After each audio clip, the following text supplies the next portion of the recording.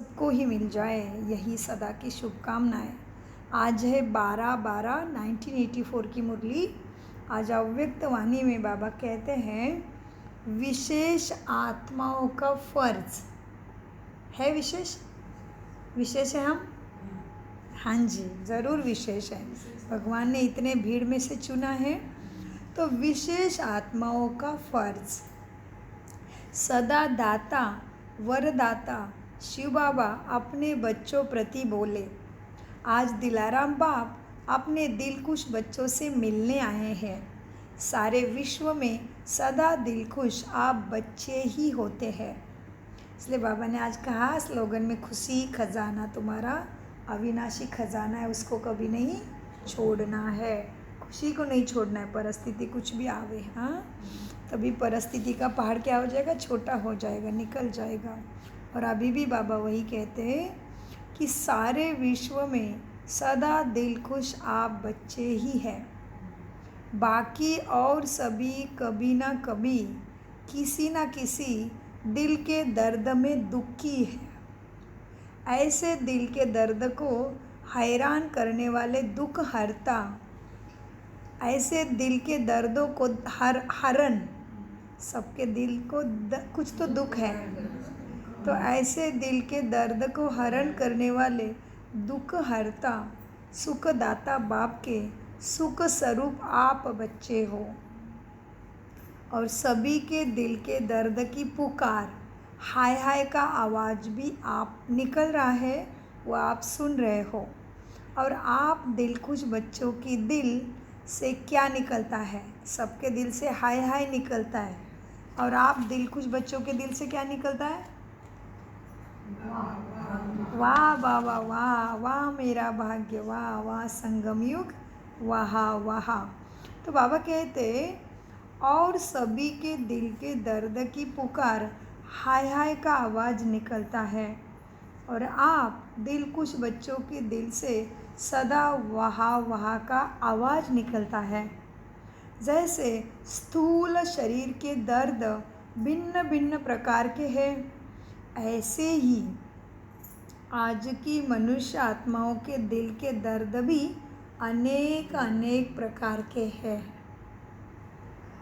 कभी तन के कर्म भोग का दर्द, कभी संबंध संपर्क से दुखी होने का दर्द, कभी धन ज़्यादा आया कभी कम हो गया, दोनों की चिंता का दर्द, और कभी प्राकृतिक आपदा से प्राप्त हुए दुख का दर्द, कभी अल्पकाल की इच्छाओं की अप्राप्ति के दुख का दर्द, इच्छाएं पूर्ति नहीं हो रही है। ऐसे एक दर्द से अनेक दर्द पैदा होते रहते हैं। विश्व ही दुख दर्द की पुकार करने वाला बन गया है।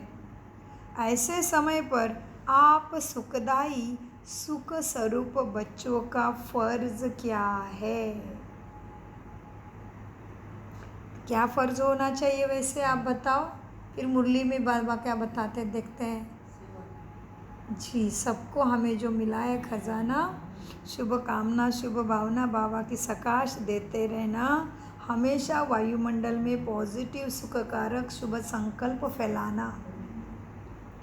तो बाबा कहते ऐसे समय पर आप दुख सुखदाई सुख स्वरूप बच्चों का फर्ज क्या है, जन्म जन्मांतर के दुख दर्द के कर्ज से सभी को छुड़ाओ। सबके ऊपर पाप कर्मों का कर्जा चढ़ा हुआ है, तो हमें सबको छुड़ाना है। तो सुख करता दुख हरता स्थिति स्वयं की बनाना है। तो बाबा कहते तो ऐसे समय पर आप सुखदाई सुख स्वरूप बच्चों का फर्ज क्या है, जन्म जन्म के दुख दर्द के कर्ज से सभी को छुड़ाओ। यह पुराना कर्ज दुख दर्द का मर्ज बन गया है, चार्ज हो गया है सबका दुख दर्द। ऐसे समय पर आप सभी का फर्ज है दाता बन, जिस आत्मा को जिस प्रकार के कर्ज का मर्ज लगा हुआ है उनके उस उनको प्राप्ति से भरपूर करो। उनके दुख दर्द का कर्ज दूर हो जाए। जैसे तन में कर्म भोग की दुख दर्द वाली आत्माओं को कर्म योगी बन कर्म योग से कर्म भोग समाप्त करे, ऐसे कर्मयोगी बनने की शक्ति की प्राप्ति महादान के रूप में तुम दे दो, वरदान के रूप में दे दो उनको। स्वयं तो कर्जदार है अर्थात शक्तिहीन है। फिर आप अगर स्वयं भी कर्जदार का अनुभव अभी भी कर रहे हो, स्वयं के ही उलझनों में फंसे हो, तो तुम क्या हो गए? अभी भी शक्तिहीन कर्जदार हो, माना खाली हो। सागर से झोली भरी नहीं है स्वयं की, तो जन्मों जन्मों का 63 जन्मों का पाप कर्मों का बोझा उतरा ही नहीं। बाबा के कनेक्शन में मन बुद्धि को रखोगे उतना आत्मा की सफाई होगी। अति सूक्ष्म शक्ति मन में प्रवेश करके दैवी संस्कार बनेंगे। तो बाबा कहते बच्चों देखो क्या हुआ, जैसे तन के कर्म भोग की दुख दर्द वाली आत्मा को कर्मयोगी बन कर्म योग से कर्म भोग समाप्त करे, ऐसे कर्मयोगी बनने की शक्ति की प्राप्ति महादान के रूप में सबको दे दो, वरदान के रूप में दे दो। स्वयं तो कर्जदार है अर्थात शक्तिहीन है, अर्थात तुम खाली है, ऐसे को अपने कर्मयोग की शक्ति का हिस्सा दे दो।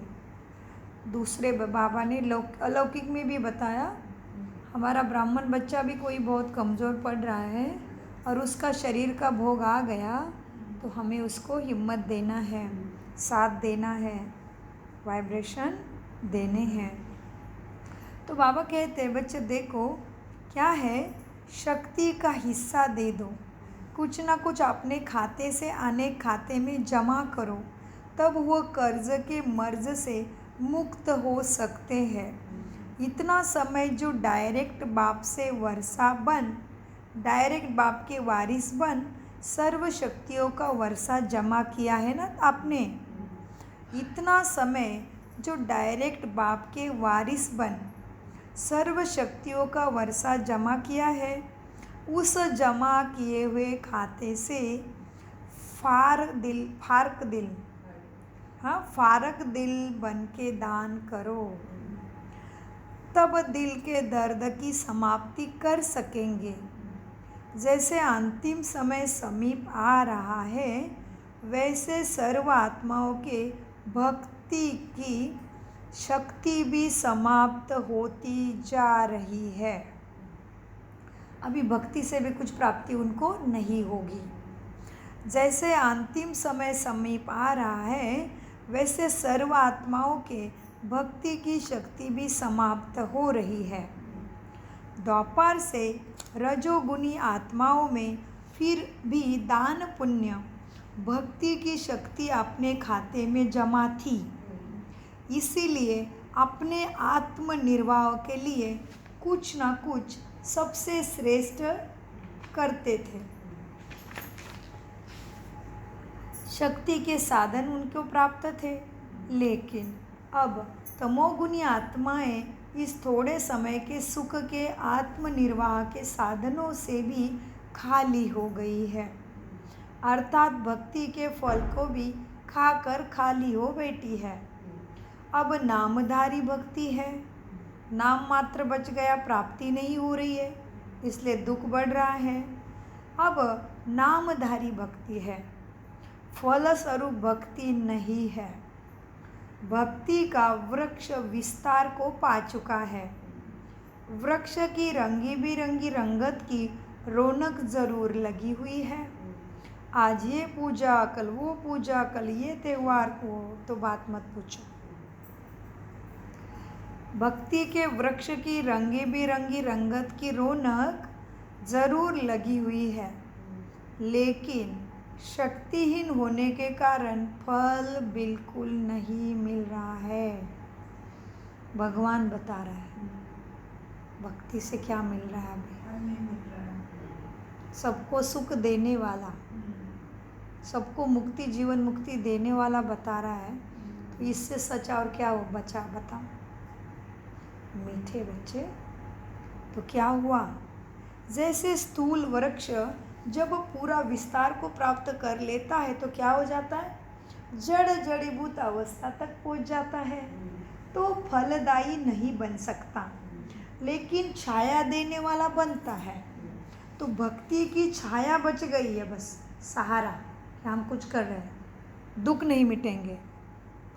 तो जैसे जड़ीभूत अवस्था तक पहुंच जाता है वृक्ष, तो क्या होता है, फल नहीं देता लेकिन छाया देने वाला बन जाता है। ऐसे भक्ति का वृक्ष भी दिल खुश करने की छाया जरूर दे रहा है।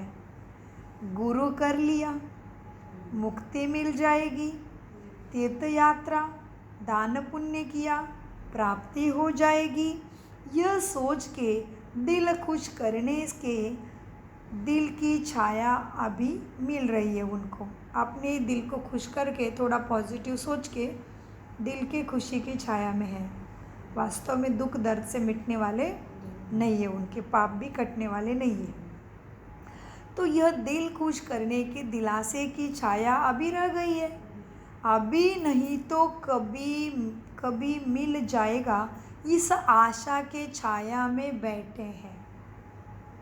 भक्ति का फल अभी नहीं तो कभी तो मिल जाएगा।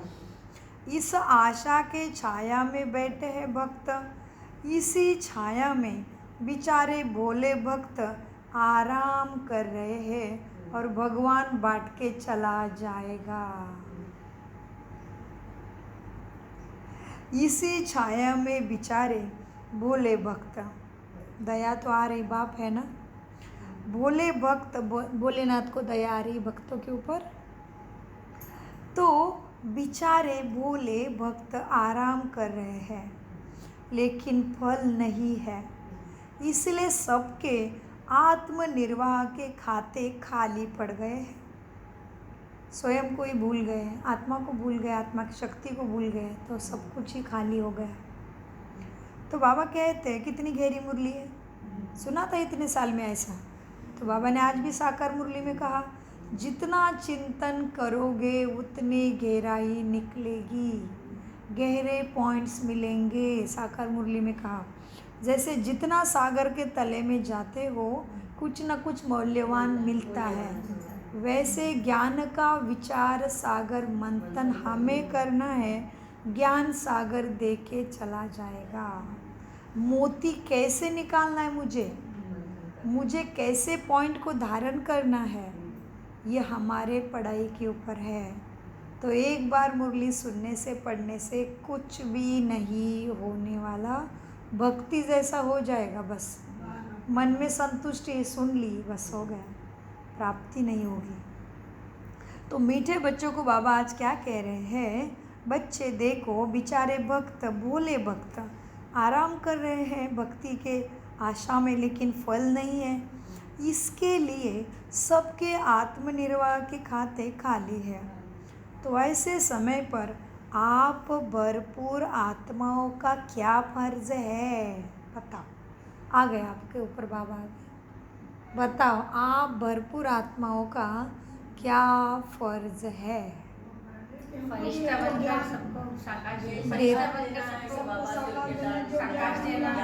ज्ञान मिला, दूसरों को दान करना। हाँ, दान सबसे बड़ा दान जी। दृष्टि से, कभी वाणी से, कभी कर्मों से, कभी व्यवहार से, और बहुत तीव्र होता है वो मनसा का शस्त्र है, तीव्र गति से आत्मा के ऊपर प्रभाव डालता है। इसलिए 21 दिन की भट्टी की जाती है। कोई बीमार है, कोई कुछ है तो भट्टी की जाती है कि भाई 21 दिन उचित माने जाते हैं, उसमें वो आत्मा के पास वो वाइब्रेशन पहुंच जाते हैं।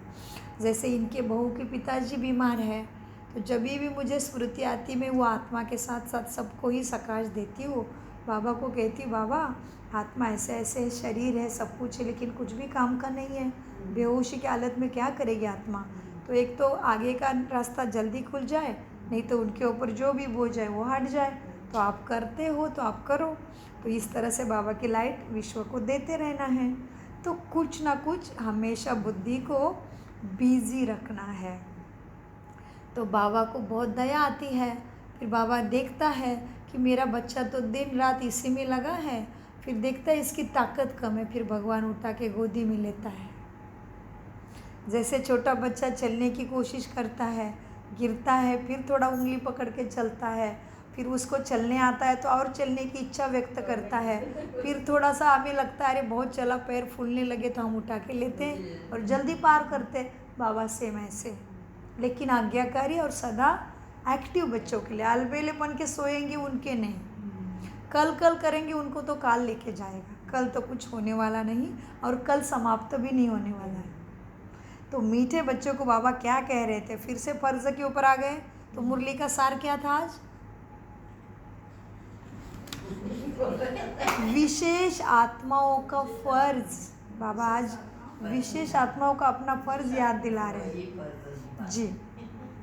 तो बाबा कहते हैं तो ऐसे समय पर आप भरपूर आत्माओं का फर्ज है अपने जमा किए हुए हिस्से से ऐसे आत्माओं को हिम्मत उल्लास तुम्हें दिलाना है।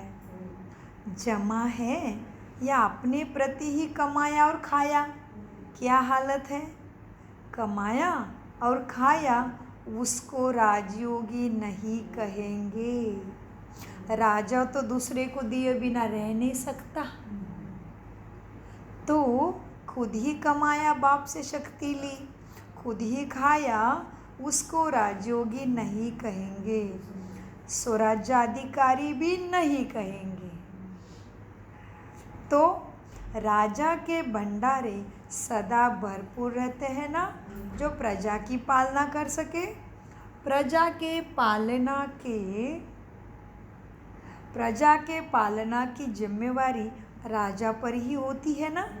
स्वराज्याधिकारी अर्थात सर्व खजानों से भरपूर आत्मा, वो भी श्रेष्ठ आत्मा। स्वराज्याधिकारी अर्थात सर्व खजानों से भरपूर श्रेष्ठ आत्मा, दाता आत्मा, देने वाली सबको, लेवता नहीं। दे दो दे दो दे दो, मुझे रिस्पेक्ट दे दो, मेरी बात को मानो, मैं ही सही हूँ। नहीं, मैं नहीं। कोई बात में आपका ओपिनियन दे दिया, भाई ऐसे ऐसे करो, नहीं किया तो कोई बात नहीं, पीछे हट जाओ, साक्षी। सबके संस्कार अपने अपने हैं। आपने एक बार बता दिया कि बच्चा ऐसे ऐसे करो, ये ठीक लग रहा है मार्ग, हमारे अनुभव के अनुसार। बच्चों ने नहीं किया तो बुद्धि खराब मत करो, पीछे हट जाओ। हर आत्मा का अपना रोल है। ये नहीं, हम देवता है, लेना है और देना है। तो मीठे बच्चों, क्या हुआ? क्या कहा बाबा ने? प्रजा के पालना की जिम्मेवारी राजा पर होती है। स्वराज्याधिकारी अर्थात सर्व खजानों से भरपूर। अगर खजाने तुम्हारे भरपूर नहीं तो आप भी कहाँ जमा हो? कहाँ पे हो? राजा की लिस्ट में हो क्या प्रजा की लिस्ट में हो? अभी आपके अंदर ही सहन करने की शक्ति, सहयोग की शक्ति, परखने की शक्ति, निर्णय करने की शक्ति, समाने की शक्ति, सामना करने की शक्ति आई ही नहीं है तो आप कहाँ हो? राजा बन गए हो? आत्मा अपनी शक्तियों के राजा बन गई है क्या? आपके अंदर ही अभी तक शांति स्वरूपता नहीं आई है। सुख स्वरूप, प्रेम स्वरूप, आनंद स्वरूप, सत्य स्वरूप, ज्ञान स्वरूप मन बुद्धि आपकी ही नहीं बनी अभी तक। तो कहाँ के लिस्ट में हो? राजा या प्रजा? तो मीठे बच्चों, तो राजयोगी अर्थात स्वराज्य अधिकारी आत्मा है। अगर आपके खजाने ही अभी तक खाली और मन शक्ति सारी मन में रहती है, इसलिए बाबा ने बुद्धि नहीं मांगा, तुम्हारा समय नहीं मांगा, क्या मांगा है? मन मना भवा। बाबा मन में पावर देता है, मन में सूक्ष्म, अति सूक्ष्म है मन की गति, इसलिए चंचल है मन, शांत भी नहीं होता, लेकिन उसका स्वधर्म शांत है। 63 जन्मों में जन्म मृत्यु का खेल खेलते खेलते देहाभिमान में आते आते जिम्मेदारी निपटाते निपटाते मन ऐसे चंचल हो गया है। वास्तव में शांत स्वरूप मन को करना है। जो चीज़ मुश्किल है उसको तो कर दिखाना हमें, नहीं तो फिर ऑलमाइटी को प्राप्त करके क्या किया? फिर तो साधारण मनुष्य तो कर ही रहे ना कुछ ना कुछ। साधारण मनुष्य सोचता है कि मेरी एक टांग नहीं है, मेरे पास नकली टांग है। एक लड़की का एग्जाम्पल है, ट्रेन ने उसको दोस्तों ने ढकेल दिया, कुछ उसके साथ कांड हो गया है ना। वो लड़की का भी नाम नहीं आ रहा है मुझे मुख में। उसने ठान लिया कि उसने देखा कि वो ठीक हो गई है। एक दिन तो पूरा 24 घंटा पटरी पे पड़ी रही, किसी ने नहीं उठाया, मरते मरते बच गई। पूरा घुटना काट के निकालना पड़ा। नहीं, वो एक उसने नकली पैर लगा दिया। उसने हिमालय चढ़ लिया। उसने हिमालय चढ़ लिया। किसके? उसको भगवान नहीं मिला था अभी तक। मन में उसने ठान लिया, जिसने मुझे ढकेला था उसको मैं दिखाऊंगी मैं क्या हूँ। तो ये हमें क्या बताना था कि मन में शक्तियाँ हैं और हमें तो परमात्मा मिला है। हमारी तो चार्ज हो गई है, परमात्मा शक्ति की साथ है। तो हमें केवल दृढ़ संकल्प करने हैं, पूरा हुआ पड़ा है, सफलता हुई पड़ी है। तो मीठे बच्चों को बाबा कहते हैं, देखो राजा के भंडारे सदा भरपूर रहते हैं। प्रजा के पालना की जिम्मेवारी राजा पर रहती है। स्वराज्य अधिकारी अर्थात सर्व खजाने भरपूर। अगर खजाने भरपूर नहीं तो अभी भी प्रजा योगी हो, अभी भी तुम राजयोगी नहीं बने हो।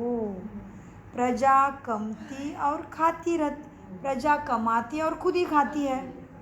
राजा सबका ध्यान रखता है। अच्छा, प्रजा कमाती और खाती है। साहूकार क्या करता? साहूकार प्रजा थोड़ा बहुत जमा रखती है। साहूकार प्रजा थोड़ा बहुत जमा रखती है, लेकिन राजा खजानों का मालिक होता है। तो राजयोगी अर्थात स्वराज्य अधिकारी आत्माएं किसी भी खजाने में जमा का खाता खाली नहीं हो सकता।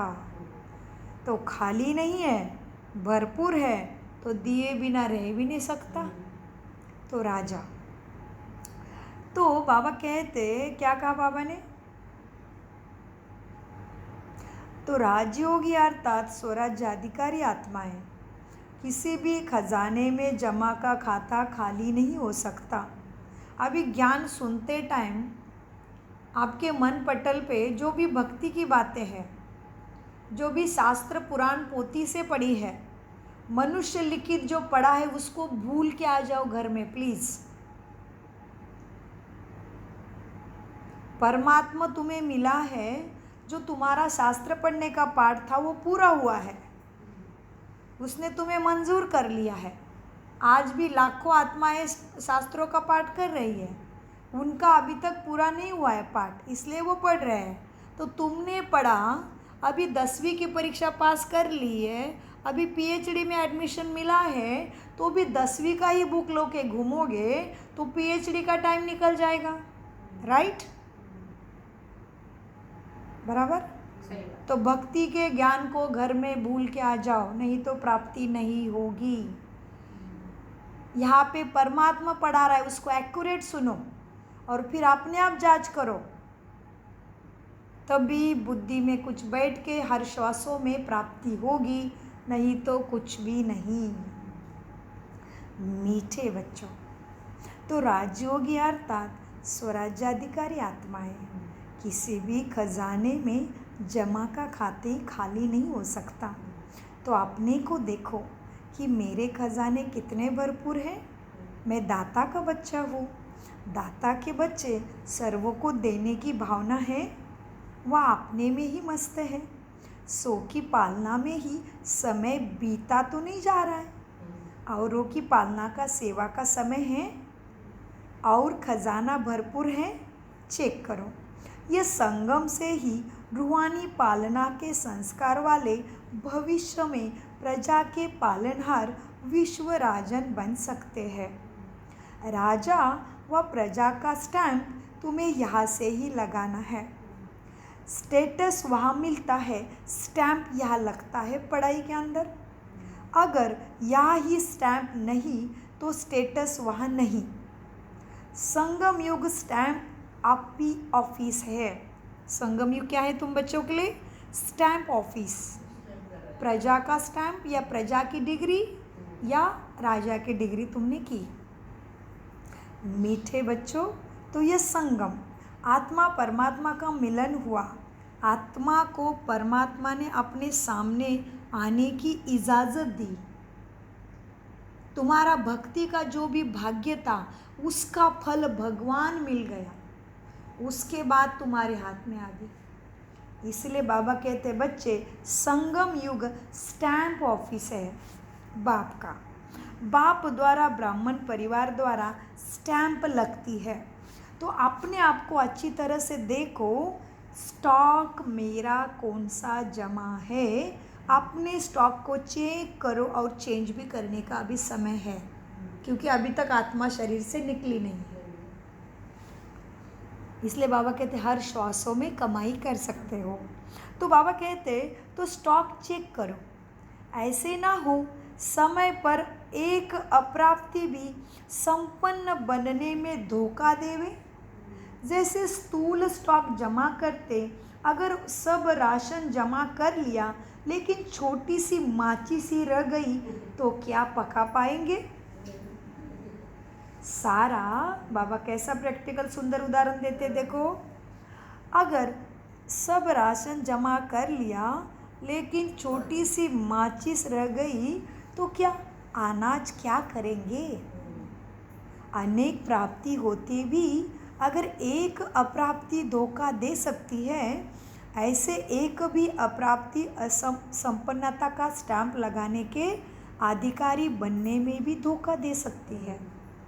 यह नहीं सोचो कि याद की शक्ति तो है मेरे पास, किसी गुण की कमी तो नहीं है मेरे पास। अभी बाबा एकदम गहराई में लेके जा रहे बच्चों को, क्योंकि बाबा को राजा बना के ही छोड़ना है। बाबा को राजा बना के ही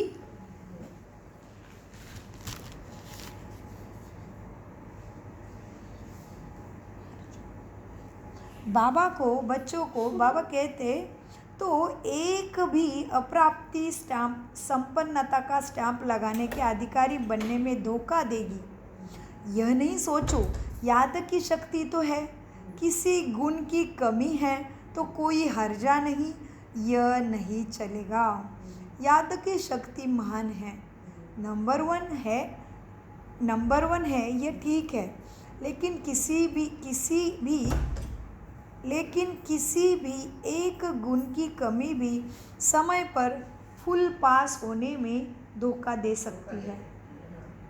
यह छोटी बात नहीं समझो। एक एक गुण का महत्व और संबंध क्या है, इस पर गहरा सोच करो। क्या बोला बाबा ने? एक एक गुण का महत्व और संबंध क्या है उसका भाग्य के साथ, यह भी गहरा हिसाब है, वो फिर कभी आगे विस्तार से सुनाएंगे। आप विशेष आत्माओं का फर्ज अदाई क्या है, आज यह विशेष स्मृति दिलाने बाप आए हैं। समझा?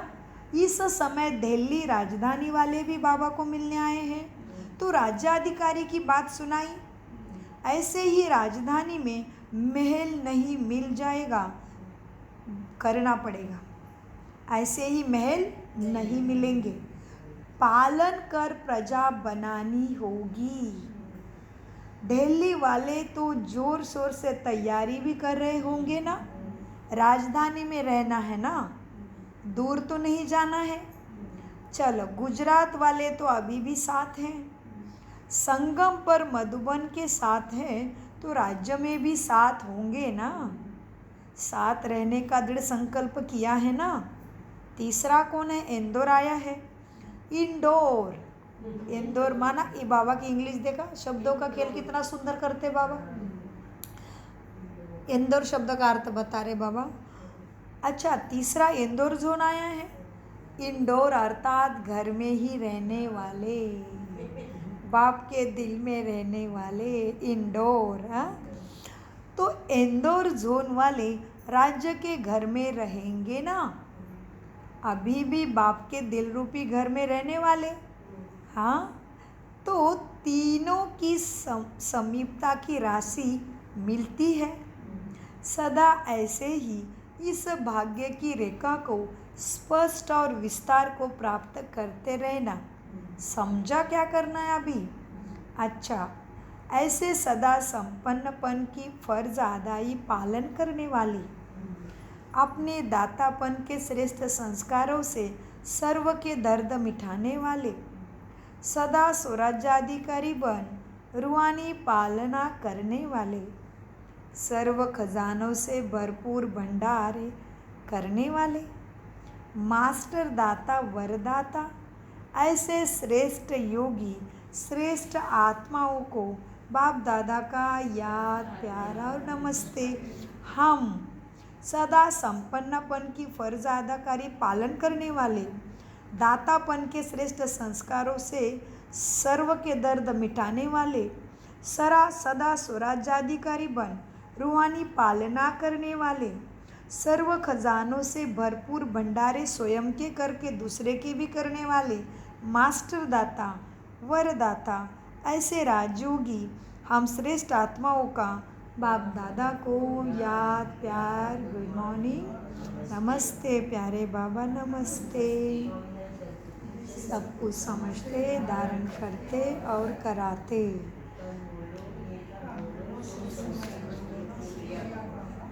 मीठे प्यारे बाप दादा का अनगिनत पदम गुना शुक्रिया शुक्रिया शुक्रिया। तभी उसके बाद तक हम बोलो।